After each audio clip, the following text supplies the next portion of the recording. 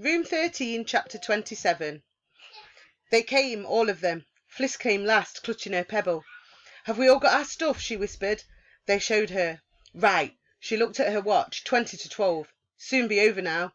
"Aye," growled Gary, "one way or the other." Fliss looked at him. "We're going to succeed, right?" He shrugged.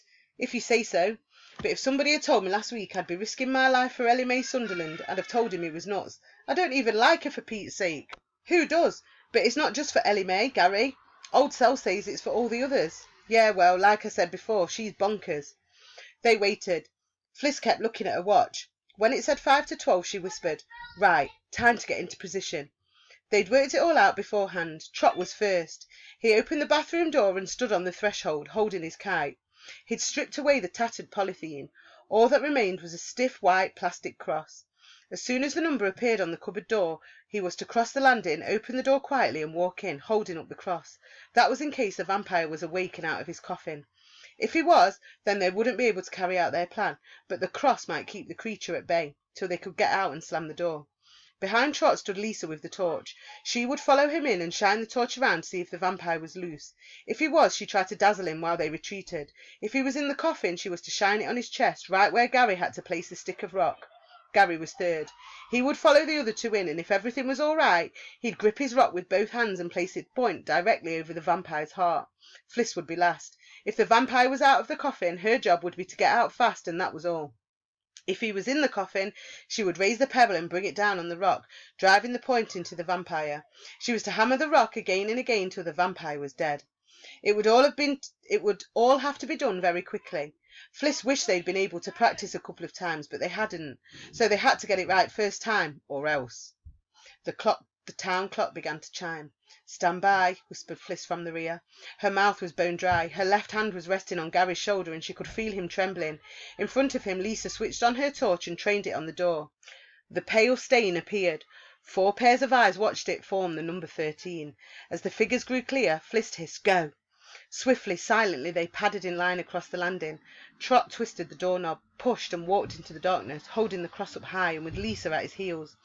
The torch beam made a quick sweep of the room and steadied on the long pale box. Gary strode forward and leaned over the open coffin, grasping the rock in both hands.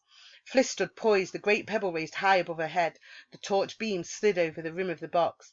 He lay with his hands crossed on his breast and his eyes closed.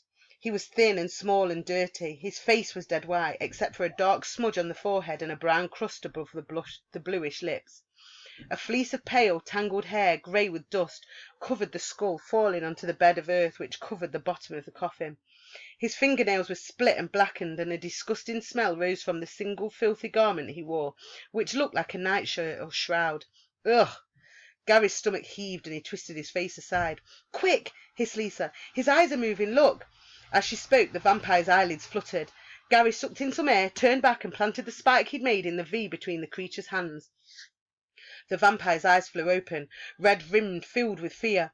Grabbing the coffin rim with one hand and scrabbling in the earth with the other, he began to rise. His lips parted.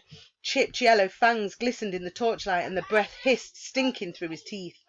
Trot dashed forward and thrust his cross at the contorted face. The vampire let go of the coffin rim to strike at it, and as he did so, Gary threw all his weight forward, bore down on the spike, and yelled, "Now, Fliss, now!" Fliss aimed, screwed up her eyes, and brought the pebble down with all the force she could muster.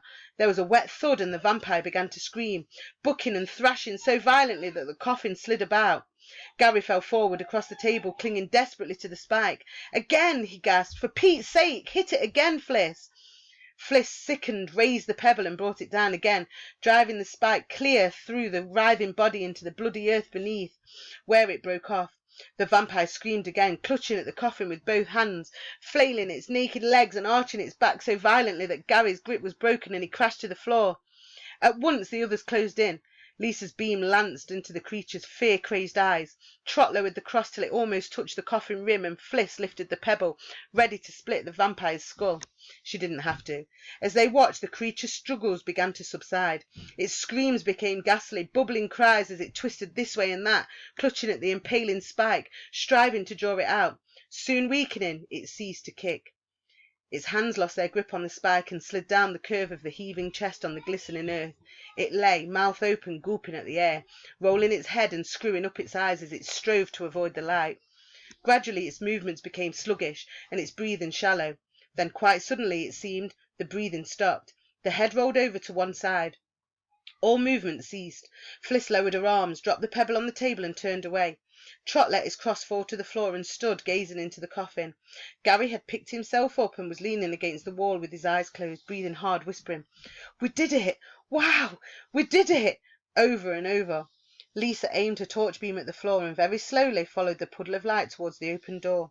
As she did, though, there were footfalls on the stair and voices, and the landing light triggered the shift, so that 3 frowsy teachers saw 4 dishevelled children and a cupboard which was locked. Chapter 28. Some mornings are just perfect. You know what I mean? You slept like a log, you come wide awake, and it's sunshine from the word go. Sunshine and birdsong and your favourite breakfast and everybody being nice to you. It sometimes happens to people on their birthday. Well, that Friday morning at Whitby was one of those, and it wasn't anybody's birthday. There should have been some gloom about because the holiday was over, but there wasn't. Fliss and the other 3 should have felt dog-tired and maybe a little bit chastened after their horrific adventure, but they didn't. They'd got a terrific telling off from old Hepworth, of course, but they didn't mind that. An enormous weight had been lifted from them and they walked on air. Nobody thought, "Oh, crikey, school." Everybody thought, "Oh, great, home." It was that sort of morning. Fliss was hungry. The aroma of sausages drifting up from the basement kitchen made her mouth water. Sausages, her favourite. The cereal was a favourite too. She shoveled it into her face, watching the teachers. They hadn't tried to explain to the teachers. There was no point. Grown-ups don't believe anything you tell them. They have to see it with their own eyes, and there was nothing to see. Not now. After breakfast, the children went upstairs to finish packing and tidy their rooms. The door of the linen cupboard was closed, and there was no number on it. Never will be again, thought Fliss. Not even at midnight. She smiled. In room 10 everything had been packed away. Marie and the twins stood looking out of the window. "There's no old witch today," said Maureen. "Madsell's not a witch," said Fliss, "and she's not mad either." Room 10 looked bare without their bits and pieces. It wasn't their room any more, and they weren't sorry to leave it. They carried their luggage downstairs and stacked it in the hallway. The coach wasn't due for another hour, so the teachers took them down to the beach, where they ran or skimmed pebbles or stood, saying goodbye to the sea which sparkled in the sun. The coach was coming at 10:30. At 20 past, Mr. Hepworth called them together and led them back up the steep pathway. It was there. The driver was stowing the last of the luggage in the boot. Mr. Wilkinson was helping him.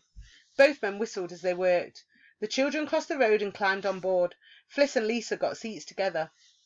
The driver slipped into his seat, grinned at the children through his mirror, and told them to hold tight.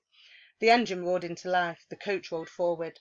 The Wilkinsons stood on the top step waving. The children waved back. The coach gathered speed. The crow's nest fell way behind. They were going home. Fliss settled back in the comfy seat and sighed.